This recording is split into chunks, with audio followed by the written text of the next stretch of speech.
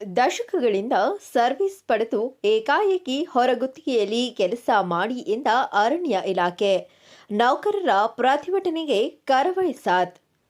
ಅರಣ್ಯ ಸಂಪನ್ಮೂಲ ರಕ್ಷಿಸಲು ದಶಕಗಳಿಂದ ಸೇವೆ ಪಡೆದ ಅರಣ್ಯ ಇಲಾಖೆ ಏಕಾಏಕಿ ತನ್ನ 14 ದಿನಗೂಲಿ ಸಿಬ್ಬಂದಿಗಳನ್ನು ಹೊರಗುತ್ತಿಗೆ ಪಾಲು ಮಾಡಿರುವ ಘಟನೆ ದೊಡ್ಡಬಳ್ಳಾಪುರ ಅರಣ್ಯ ಇಲಾಖೆಯಲ್ಲಿ ನಡೆದಿದೆ.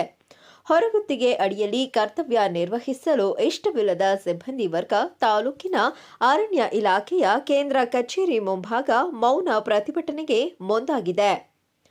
ಅರಣ್ಯ ಇಲಾಖೆ ನೌಕರರ ಸಮಸ್ಯೆ ಅರಿತ ಕರ್ನಾಟಕ ರಕ್ಷಣಾ ವೇದಿಕೆಯ ನಾರಾಯಣಗೌಡರ ವೇದಿಕೆ, ಬೆಂಗಳೂರು ಗ್ರಾಮಾಂತರ ಜಿಲ್ಲಾ ಮತ್ತು ತಾಲೂಕು ಘಟಕದ ಪದಾಧಿಕಾರಿಗಳು ಸ್ಥಳಕ್ಕೆ ಭೇಟಿ ನೀಡಿ ಅಧಿಕಾರಿಗಳೊಂದಿಗೆ ಸಂವಾದ ನಡೆಸಿದರು. ಅರಣ್ಯ ಇಲಾಖೆ ನೌಕರ ಸದಾನಂದ ಮೂರ್ತಿ ಮಾತನಾಡಿ, ನಮ್ಮನ್ನು ಇಲಾಖೆಯವರು ನೌಕರರಂತೆ ಕಾಣುತ್ತಿಲ್ಲ, ನಮ್ಮನ್ನು ಪಶು ಎಂದು ಭಾವಿಸಿದಂತೆ ಕಾಣುತ್ತದೆ. ಹಾಗಾಗಿಯೇ ನಮಗೆ ತಿಳಿಸದೆ ಒಮ್ಮೆಲೆ ಹೊರಗುತ್ತಿಗೆ ಅಡಿಯಲ್ಲಿ ಕರ್ತವ್ಯ ಮಾಡಲು ಹೇಳುತ್ತಿದ್ದಾರೆ. 1998ರಲ್ಲಿ ನೌಕರರನ್ನು ಕಾಯಂಗೊಳಿಸಿದ ಸಂದರ್ಭದಲ್ಲಿ ನಮ್ಮ ಬಳಿ ಅಗತ್ಯ ದಾಖಲಾತಿ ಇರಲಿಲ್ಲ.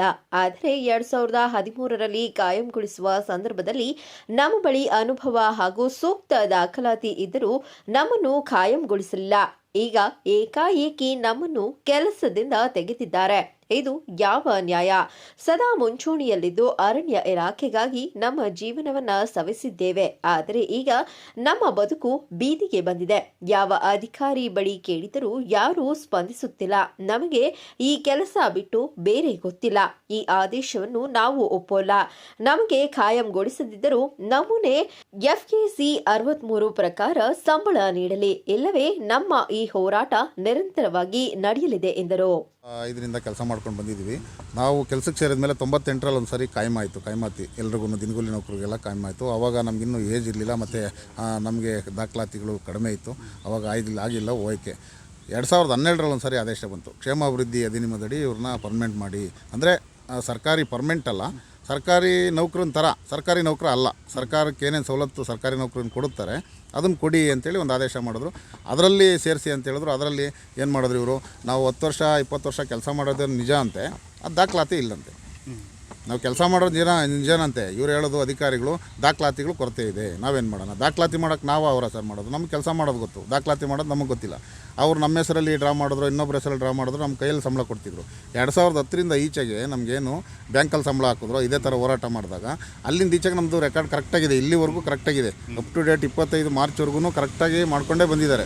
25 ಮಾರ್ಚಿಂದ ಈಚೆಗೆ, ಏಪ್ರಿಲಿಂದ ಈಚೆಗೆ ಹೊರಗುತ್ತಿಗೆ ಮಾಡ್ತೀವಿ ಅಂತೇಳಿ ಇವರು ಹೊರಟಿರೋದು. ಇದು ನಮಗೆ ಬೇಕಾಗಿಲ್ಲ ಸರ್. ನಮಗೆ ಅವ್ರು ಪರ್ಮನೆಂಟ್ ಮಾಡದೇ ಇದ್ದರೂ ಸಹ ಪರವಾಗಿಲ್ಲ. ನಮಗೇನೋ FAC 63 ನಮೂನೆ ಏನು ಹೇಳುತ್ತೆ ಅದರಲ್ಲೇ ನಮ್ಗೆ ಸಂಬಳ ಮಾಡ್ಕೊಂಡು ಮುಂದುವರ್ಸ್ಕೊಂಡು ಹೋದರೆ ಸಾಕು ಸರ್. ನಮಗೆ ಯಾಕೆ ಹೊರಗತಿಗೆ ಬಂದರೆ ನಿಮ್ಗೆ ಯಾವ ರೀತಿ ಸಮಸ್ಯೆ ಆಗುತ್ತೆ? ನಂತರ ದೊಡ್ಡಬಳ್ಳಾಪುರ ತಾಲೂಕು ಅಧ್ಯಕ್ಷರಾದಂತಹ ಮಂಜುನಾಥ್ ನಾಯ್ಕ್ ಮಾತನಾಡಿ, ಈಗಾಗಲೇ ಕಾಯಂ ಮಾಡುವ ಸಂದರ್ಭದಲ್ಲಿ 2 ಬಾರಿ ನೌಕರರನ್ನು ಯಾಮಾರಿಸಿಯಾಗಿದೆ. ಇನ್ನಾದರೂ ಅಧಿಕಾರಿಗಳು ನೌಕರರ ಗೋಳು ಕೇಳದೆ, ಯಾವುದೇ ಮಾಹಿತಿ ನೀಡದೆ, ಚೂರು ಮಾನವೀಯತೆ ಇಲ್ಲದೆ ಹೊರಗುತ್ತಿಗೆಯಲ್ಲಿ ಕರ್ತವ್ಯ ನಿರ್ವಹಿಸಿ ಎಂದರೆ ಹೇಗೆ? ಬೆಳಗಿನಿಂದಲೂ ಪ್ರತಿಭಟನೆ ಕುಳಿತಿರುವ ಅರಣ್ಯ ಇಲಾಖೆಯು ದಿನಗೂಲಿ ನೌಕರರನ್ನು ಕಚೇರಿಯ ಯಾರೊಬ್ಬರು ಸೌಜನ್ಯಕ್ಕಾದರೂ ಮಾತನಾಡಿಸಿಲ್ಲ. ಇದೆಂಥ ವ್ಯವಸ್ಥೆ?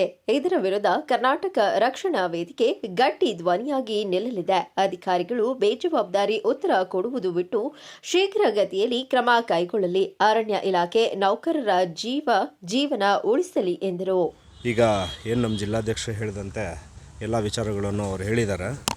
ನಮ್ಮ ಪ್ರಶ್ನೆ ಸಚಿವರಿಗಾಗಿರ್ಬೋದು, ಅಧಿಕಾರಿಗಳಿಗಾಗಿರ್ಬೋದು, ಯಾವುದೇ ಜಿಲ್ಲೆಯಲ್ಲಿ ಇಲ್ಲದಲೇ ಇರೋವಂಥದ್ದು ಬೆಂಗಳೂರು ಗ್ರಾಮಾಂತರ ಜಿಲ್ಲೆಯಲ್ಲಿ ಹೊರಗುತ್ತಿಗೆಯಲ್ಲಿ ಮಾಡ್ತಾ ಇರೋವಂಥವ್ರಿಗೆ ಸುಮಾರು 86-87ರಿಂದ ಮಾಡ್ಕೊಂಡು ಬರ್ತಾ ಇರೋವಂಥವ್ರಿಗೆ ಸಡನ್ನಾಗಿ ಬಂದ್ಬಿಟ್ಟು ನೀವು ಹೊರಗುತ್ತಿಗೆಯಲ್ಲಿ ಮಾಡಿ ಅಂತ ಹೇಳೋದಕ್ಕೆ ಕಾರಣ ಏನು? ಅವರು 86ರಿಂದ ಇಲ್ಲಿವರೆಗೂ ಇಲ್ಲೇ ಎಲ್ಲ ಕಾಡು ಪ್ರದೇಶಗಳಲ್ಲಿ ಎಷ್ಟು ಮರಗಳನ್ನ ಬೆಳೆಸಿದ್ದಾರೆ, ಎಷ್ಟು ಗಿಡಗಳನ್ನ ಬೆಳೆಸಿದ್ದಾರೆ. ಅದೇ ರೀತಿ ಅವ್ರಿಗೆ ಏನಿದೆಯೋ ಸಂಬಳ ಕೊಡಿ ಅಂತ ಹೇಳ್ಬಿಟ್ಟು ಅವ್ರು ಕಾಯಂ ಮಾಡಿ ಅಂತ ಕೇಳ್ತಾ ಇಲ್ಲ ಅವರು. ಇದೇ 2017ರಲ್ಲಿ ಏನಾಗುತ್ತೆ ಅಂತ ಹೇಳಿದ್ರೆ 2011ರಲ್ಲಿ ಏನಾಗುತ್ತೆ ಅಂತ ಹೇಳಿದ್ರೆ ನಮೂನೆ 63ಯಲ್ಲಿ 63ರಲ್ಲಿ ಇವರು ದಿನಗೂಲಿ ದರದಲ್ಲಿ ಸಂಬಳವನ್ನು ಕೊಡಬೇಕು ಅಂತ ಇರುತ್ತೆ. ಇವಾಗ ಸಡನ್ನಾಗಿ ಇನ್ನೊಂದು ಸುತ್ತಲೇ ಹೊರಡಿಸ್ತೀರ ನೀವು, ಯಾವುದೇ ESI PF ಕೊಡೋದಿಲ್ಲ ನಿಮಗೆ, ನಿಮ್ಮ ಗುತ್ತಿಗೆದಾರರು ಏನಿದೆಯೋ ಅದನ್ನೇ ಸಂಬಳದಲ್ಲಿ ಕೊಡ್ತಾರೆ ಅಂತ ಹೇಳ್ತಾರೆ. ಅವ್ನು ಗುತ್ತಿಗೆದಾರ ಏನು ಮಾಡ್ತಾನೆ, ಗುತ್ತಿಗೆದಾರ ಬರ್ತಾನೆ, ಗುತ್ತಿಗೆದಾರ ಅಂಡರಲ್ಲಿ ಇವರಿದ್ದಾಗ ಏನು ಮಾಡ್ತಾರೆ, ಗುತ್ತಿಗೆದಾರನ ಮಾತು ಕೇಳಲಿಲ್ಲ ಅಂದಾಗ ಏನು ಮಾಡ್ತಾರೆ, ಇವರು ತೆಗಿತಾರೆ, ಬೇರೆಯವ್ರನ್ನ ಹಾಕ್ಕೊಂತಾನೆ. ಅವನು ಹೋಗ್ಬಿಟ್ಟು ಅಲ್ಲಿ ಗಂಧದ ಮರನೋ ಇನ್ನೊಂದು ಗಾಂಜಾನೋ ಬೆಳೆಸ್ಕೊಂಡು ಅವ್ನು ಆರಾಮಾಗಿ ಅವನ ಜೀವನ ಅವ್ನು ನಡೆಸ್ಕೊಂಡು ಹೋಗ್ತಾನೆ. ಇವರು ಅವತ್ತಿಂದ ಕರ್ನಾಟಕ ರಕ್ಷಣಾ ವೇದಿಕೆ ಸಮರಸಿಂಹ ಅಣ್ಣ TN ನಾರಾಯಣಗೌಡರ ಆದೇಶದಂತೆ ನಾಡಿನ ಉದ್ದಗಲಕ್ಕೂ ನೆಲ ಜಲ ಭಾಷೆ ವಿಚಾರವಾಗಿ ಧ್ವನಿ ಎತ್ತಿದ್ದೀವಿ. ಹಾಗೇನೇ ಕರ್ನಾಟಕ ರಕ್ಷಣಾ ವೇದಿಕೆ ಅಣ್ಣನ ಆದೇಶದಂತೆ ನಾಡಿನ ಜಲವಂತ ಸಮಸ್ಯೆಗಳಾದಂಥ ರೈತ ಸಮಸ್ಯೆ ಇರ್ಬೋದು, ವಿದ್ಯಾರ್ಥಿ ಸಮಸ್ಯೆ ಇರ್ಬೋದು, ಕಾರ್ಮಿಕ ಸಮಸ್ಯೆ ಇರ್ಬೋದು, ಯಾವುದೇ ಸಮಸ್ಯೆಗಳಿದ್ದಾಗ ನಮಗೆ ದೂರನ್ನು ಕೊಟ್ಟಾಗ ನಾವು ಅಣ್ಣನ ಆದೇಶದಂತೆ ಪ್ರತಿಯೊಂದು ಕ್ಷೇತ್ರದಲ್ಲೂ ಪ್ರತಿಯೊಂದು ಭಾಗದಲ್ಲೂ ಭಾಗವಹಿಸಿ ಅವರಿಗೆ ನ್ಯಾಯ ಕೊಡುವಂಥ ನಿಟ್ಟಿನಲ್ಲಿ ನಾವು ಅವತ್ತಿಂದ ಕೆಲಸ ಮಾಡ್ಕೊಂಬರ್ತಾಯಿದ್ವಿ. ಇವತ್ತು ಸಹ ನಾವು ಅದೇ ಕೆಲಸವನ್ನು ಮಾಡ್ತಾಯಿದ್ದೀವಿ. ಇವತ್ತು ಇಲ್ಲಿ ಬಂದು ನೋಡಿದಂಥ ಸಂದರ್ಭದಲ್ಲಿ ಅರಣ್ಯ ಇಲಾಖೆಯಲ್ಲಿ 25-30 ವರ್ಷಗಳಿಂದ ಕಾಯ ವಾಚ ನಿಷ್ಠೆ ಮನಸ್ಸು ಅಂಥೇಳಿ ನಮ್ಮ ಕಾರ್ಮಿಕರು ಕೆಲಸ ಮಾಡ್ಕೊಂಡು ಬಂದಿದ್ದಂಥವ್ರಿಗೆ ಇವತ್ತು ಏಕಾಏಕಿ ಹೊರಗುತ್ತಿಗೆ ಅಂತೇಳ್ಬಿಟ್ಟು ಒಂದು ಕಾನೂನನ್ನು ಮಾಡಿ ಅವ್ರನ್ನ ಬೀದಿಗೆ ತಳ್ಳುವಂಥ ಕೆಲಸ ಮಾಡಿದ್ದಾರೆ. ಇವತ್ತು ಅವರು ಮನೆ ಮಠ ಮಕ್ಕಳು ಎಲ್ಲ ಸೇರಿ ಬೀದಿ ಪಾಲಾಗ್ತಾ ಇದ್ದಾರೆ. ಅವ್ರು ಯಾವುದಕ್ಕೂ ಅಂಜಿದೆ ಸ್ವಾಮಿ ಇದ್ದರೆ ನಮಗೆ ಏನು RF 65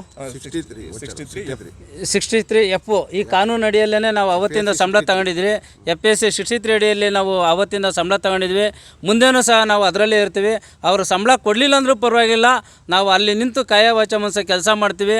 ಅದು ಬಿಟ್ಟು ನಾವು ಹೊರಗುತ್ತಿಗೆ ಹೋಗೋದಿಲ್ಲ ಅಂತೇಳ್ಬಿಟ್ಟು ಅವ್ರು ಇವತ್ತು ಶಬ್ದ ಮಾಡಿ ಇಲ್ಲಿ ಒಂದು ಹೋರಾಟವನ್ನು ನಂಬ್ಕೊಂಡಿದ್ರು. ಆ ವಿಚಾರವಾಗಿ ನಮಗೆ ಗೊತ್ತಾದಂಥ ನಮ್ಮ ತಾಲೂಕು ಅಧ್ಯಕ್ಷರು ಮಂಜುನಾಥ್ ಅವರಿಂದ ಈ ಮಾಹಿತಿ ಸಿಕ್ತು ನಮಗೆ. ಹಾಗಾಗಿ ಹಣ ಇದಕ್ಕೇನಾದರೂ ಒಂದು ನ್ಯಾಯ ಕೊಡಬೇಕಂತಂದಾಗ ನಾವು ಇಲ್ಲಿಗೆ ಬಂದು ಕೇಳೋದನ್ನು ಅವರ ಅಹವಾಲು ಸಾಕಷ್ಟು ಇತ್ತು. ಆವತ್ತು ಏನು 93-94ರಿಂದ ಕೆಲಸ ಮಾಡ್ಕೊಂಡು ಬಂದಂಥ ಏನು ನಮ್ಮ ಕಾರ್ಮಿಕರಿದ್ದಾರೆ 25-30 ವರ್ಷಗಳಾಗಿದೆ. ರಾಜ್ಯದಲ್ಲಿ ಉದ್ಯೋಗಕ್ಕೂ ಕೆಲಸ ಮಾಡ್ಕೊಂಡು ಬಂದಂಥ ಅವ್ರಿಗೆ 2012-13ರಲ್ಲಿ ಎಲ್ರಿಗೂ ಸಹ ಪರ್ಮೆಂಟ್ ತಗೊಂಡ್ರು. ನಮ್ಮ ಕಾರ್ಮಿಕರಿಗೆ ಮಾತ್ರ ಪರ್ಮೆಂಟ್ ತಗೊಳ್ಳಿಲ್ಲ. ಕಾರಣ ಏನಂತಂದರೆ ಅವತ್ತು ಮೂಗಿಗೆ ತುಪ್ಪ ಸವರೋ ಅಂತ ಕೆಲಸ ಮಾಡಿದ್ರು. ಅದನ್ನೇ ನಂಬ್ಕೊಂಡು ಬಂದಂಥ ಇವತ್ತು ನಮ್ಮ ಕಾರ್ಮಿಕರು ಇವತ್ತು ಬೀದಿ ಪಾಲಾಗಿದ್ದಾರೆ. ಯಾವ ರೀತಿ ಬೀದಿ ಪಾಲಾಗಿದ್ದಾರೆ ಅಂತಂದರೆ ಅವತ್ತು ಹೇಳಿದ್ರು ಇವರು ನಮ್ಮವ್ರಿಗೆ ಕೆಲಸ ಮಾಡೋಂಥ ನೌಕರರು ಇರ್ಬೋದು, ಕಾರ್ಮಿಕರು ಇರ್ಬೋದು, ಇವರಿಗೆ ನಿಮ್ಮನ್ನು ಪರ್ಮೆಂಟ್ ಮಾಡ್ತೀವಿ, ನೀವು ಇಲ್ಲೇ ಇರಿ ಅಂತ ಹೇಳಿದ್ರು.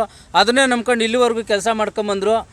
ಆ ವಿಚಾರವಾಗಿ ಯಾವತ್ತು ಆ್ಯಕ್ಚುಲಿ ಏನು ಅಂದರೆ ಅರಣ್ಯದಲ್ಲಿ ನಿಜವಾಗೂ ಅರಣ್ಯ ಸಂರಕ್ಷಣೆ ಮಾಡೋದು ಸ್ಥಳೀಯರು ಮತ್ತು ಏನು ತಳಮಟ್ಟದ ಅಲ್ಲಿ ಕೆಲಸ ಮಾಡೋವಂಥ ವರ್ಕರ್ಗಳೇನಿರ್ತಾರೆ ಇವರೇ ತುಂಬ ಮುಖ್ಯವಾಗಿ. ಯಾಕೆಂದರೆ ಯಾರೇ RF ಆಗಲಿ DCFಗಳಾಗಲಿ ಯಾರೇ ಬರಲಿ ಅವರು 2 ವರ್ಷದ ಕಾಲಾವಧಿಯಲ್ಲಿ ಅಷ್ಟೇ ಇಲ್ಲಿರ್ತಾರೆ. ಅವರು ಈ ಭಾಗದ ನೇಚರ್ನ ತಿಳ್ಕೊಬೇಕು ಅಂದ್ರೆ ಅವರು ಟೈಮ್ ಮುಗ್ದೋಗ್ಬಿಟ್ಟಿರುತ್ತೆ, ಹೊರಟೋಗ್ಬಿಡ್ತಾರೆ. ಆದರೆ ಪ್ರತಿಯೊಂದು ಅರಣ್ಯದಲ್ಲಿ ಏನಿದೆ, ಎಲ್ಲಿದೆ, ಏನನ್ನ ಸಮಸ್ಯೆ ಆದರೆ ಎಲ್ಲಾಗುತ್ತೆ ಅನ್ನೋದು ಪಿನ್ ಟು ಪಿನ್ ಮಾಹಿತಿ ಇರೋವಂಥದ್ದು ಈ ವಾಚರ್ಗಳಿಗೆ.